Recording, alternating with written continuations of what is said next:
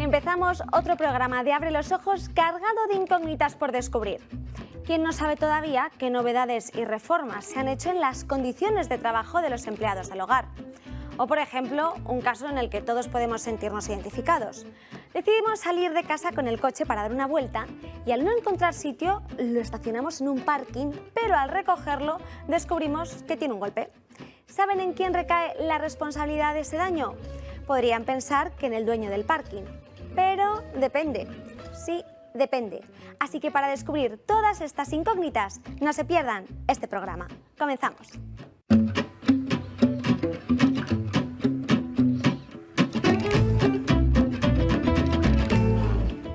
En un mundo en el que lo queremos todo, carreras profesionales de éxito, una casa limpia y ordenada y una comida exquisita a la vez que nutritiva, los empleados del hogar se vuelven indispensable para muchos. En concreto, el 14% de los hogares españoles hacen uso de empleados domésticos. Son mucho más que un apoyo y un soporte. Son alguien en quien han confiado su bien más preciado, su casa. Bien, lo que vamos a ver en este capítulo son algunas de las últimas novedades que se han aprobado sobre la regulación de este colectivo y su repercusión en el empleador, es decir, en la persona que contrata sus servicios. Así que vamos allá. En primer lugar, desaparece el desistimiento. La ley ha eliminado la figura de desistimiento como una posible forma de despido. Antes, la persona que contrataba los servicios de un empleado del hogar podía despedirle sin la necesidad de tener que alegar ningún motivo en concreto, tan solo mostrando su voluntad en ese sentido. Eso sí, con el pago de la correspondiente indemnización. Pero esta figura desaparece y a partir de ahora la extinción del contrato solo se podrá producir por causas que estén debidamente justificadas. Por lo tanto, y para que quede claro, vamos a ver qué causas pueden extinguir esta relación laboral. Siempre que estén justificadas las siguientes: por disminución de los ingresos de la unidad familiar o por un incremento de sus gastos por una circunstancia sobrevenida. Por ejemplo, si de repente un miembro de la familia tiene un accidente y necesita un tratamiento específico. Por una modificación sustancial de las necesidades de la unidad familiar que justifican que se prescinda de la persona trabajadora. Por ejemplo, que se muden a una casa mucho más pequeña o que los hijos crezcan y se independicen. Y por último, por el injustificable comportamiento de la persona trabajadora, de manera que justifique, de forma razonable y proporcionada, la pérdida de confianza de la persona contratada. Es decir, que llegue tarde a su jornada laboral de forma reiterada y sin justificar, que sea desobediente en el trabajo, en fin, infinidad de cosas. Visto esto, vamos a ver cómo se formalizaría la extinción de este tipo de contratos.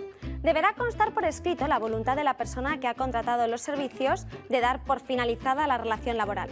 Y no solo eso, sino que deberá justificar su decisión en base a alguna de las causas que hemos visto anteriormente e indicarlo de la forma más clara posible. Además, deberá comunicar dicha decisión al empleado con un preaviso. ¿De cuántos días? Depende. Como mínimo de 20 días si la relación laboral hubiese sido superior a un año. Los 20 días se cuentan desde que se comunica a la persona trabajadora la decisión de dar por terminado el contrato. En los demás supuestos, el preaviso será de 7 días. En todo caso, el empleado también tendrá derecho a una indemnización equivalente al sueldo que le correspondería por 12 días de cada año de servicio que haya trabajado, con el límite de 6 meses. Otro aspecto bastante importante a destacar es que el contrato deberá realizarse por escrito y en su defecto se presumirá que es de carácter indefinido, independientemente de cuánto dure la relación laboral. Para nota, solo podrá recurrirse al contrato verbal si se trata de servicios esporádicos de una duración menor a 4 semanas seguidas. En el contrato se debe indicar las condiciones de trabajo del empleado y deberá incluir los datos del empleador y del empleado, el lugar de trabajo, la fecha de inicio del contrato, el tipo de trabajo que va a realizar, la remuneración, en este caso el método de cálculo y la periodicidad de los pagos, así también como las horas normales de trabajo, las vacaciones anuales y periodos de descanso y suministro de alimentos y alojamiento si procede, así también como el periodo de prueba en su caso. Además, el empleado recibirá siempre información acerca de las condiciones de trabajo esenciales de su contrato, independientemente de su duración. Otro aspecto a destacar es que los trabajadores del hogar deben percibir como mínimo el salario mínimo interprofesional del país donde trabajen. En España ya se han llevado a cabo campañas de la Inspección de Trabajo para regularizar el salario de estos trabajadores. la actualidad, el salario mínimo interprofesional es de 1.000 euros mensuales o 7,82 euros brutos la hora efectivamente trabajada, como quieran verlo. Por lo tanto, los empleadores tendrán que estar al tanto y actualizar el contrato de acuerdo al salario mínimo interprofesional vigente en cada momento. Por otro lado, la nueva ley no solo garantiza el pago de forma regular y como mínimo una vez al mes, sino también el pago en especie de una proporción limitada al salario, siempre que la trabajadora esté de acuerdo, como puede ser, por ejemplo, a través de dietas, alimentación y el alojamiento. En cuanto a la afiliación, las empleadas del hogar que trabajen durante menos de 60 horas mensuales no tendrán que solicitar directamente su afiliación a la Seguridad Social, es decir, las altas y las bajas o las variaciones de los datos pertinentes en cada caso, sino que estas obligaciones corresponderán al empleador, en este caso son 60 horas por empleado. Lo mismo ocurre con el ingreso de las cotizaciones de los empleados del hogar que correrán a cargo del empleador. Una de las novedades más esperadas es que el empleado tendrá derecho a paro. En la actualidad, la prestación por desempleo de empleados del hogar forma parte del Sistema Especial de Empleados del Hogar y por lo tanto será obligatoria la cotización por desempleo y la cotización al Fondo de Garantía Salarial.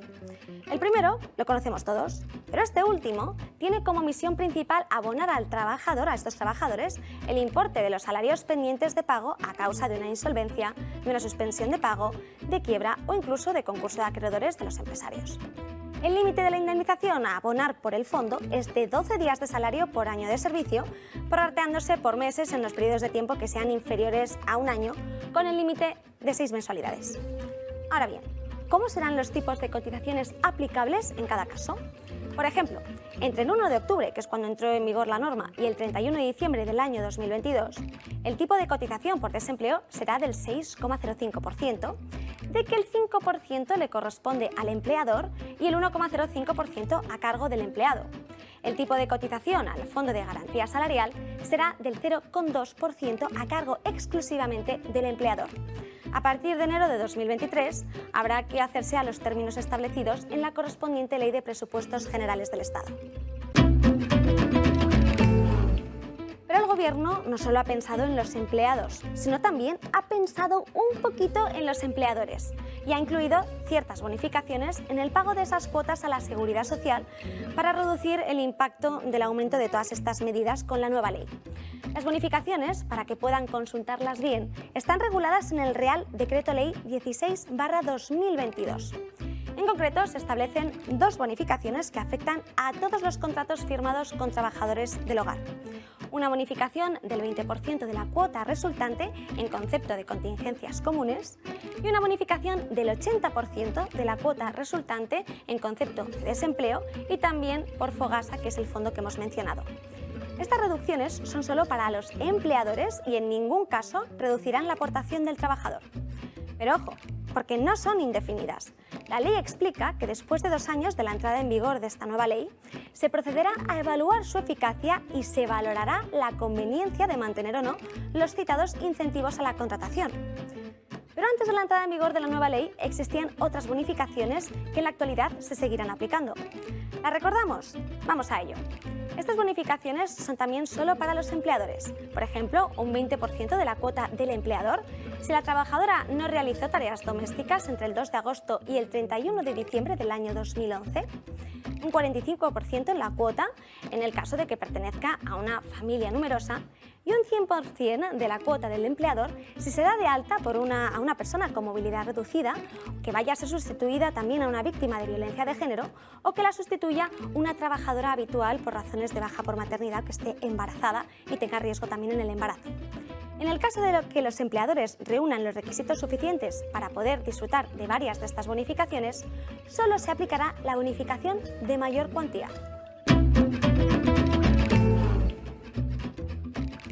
Vamos con el coche corriendo de un sitio para otro como locos y pollos sin cabeza. Llegamos al destino y no hay ni un solo sitio. Vueltas y vueltas hasta que nos cansamos y decidimos dejar el coche en el parking más cercano. Nos van a clavar por cada hora que lo tengamos metido, pero nos vamos tranquilos sabiendo que por lo menos lo hemos aparcado bien y no le va a pasar nada. Pero de repente volvemos y ¡horror! El coche tiene un golpe. Entonces miramos a nuestro alrededor y vemos un cartel en el que pone que el parking se libera de toda responsabilidad en caso de daños.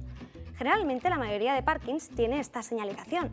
¿Pero es esto cierto? ¿Puede el dueño del estacionamiento eludir su responsabilidad? Vamos a analizarlo. Lo primero, hay que puntualizar que independientemente de si se trata de un parking público o de uno privado, vamos a hablar de aparcamiento o parking siempre que se origine un pago. Para ello hay que acudir a la ley que regula el contrato de aparcamiento de vehículos, que está en el BOI, que está aquí el artículo primero. En ello se establece que el pago del precio es una garantía del usuario porque obliga al propietario del parking a la vigilancia y a la custodia del vehículo estacionado. Por lo tanto, los estacionamientos ordinarios en zona azul o en zona verde no entrarían dentro de estos supuestos, pero sí los parkings de pago o los situados en centros comerciales. Vamos a diferenciar antes de nada dos supuestos: daños y robos. En materia de daños, la norma general es que el propietario del parking debe hacerse cargo de todos los daños que sufra el vehículo mientras se encuentre estacionado en la plaza de aparcamiento y hayan sido causados en los elementos fijos inseparables del vehículo, como retrovisores o daños en la chapa, en los cristales. En materia de robos, el propietario del parking se debe hacer cargo de las cosas que sean propias del vehículo y que no se puedan sustraer fácilmente de él, como por ejemplo las ruedas, los sillones o la radio, quedando por tanto excluida la reclamación por robo de los objetos que se encuentren en el interior, al ser obligación del propietario del vehículo retirarlos al abandonarlo.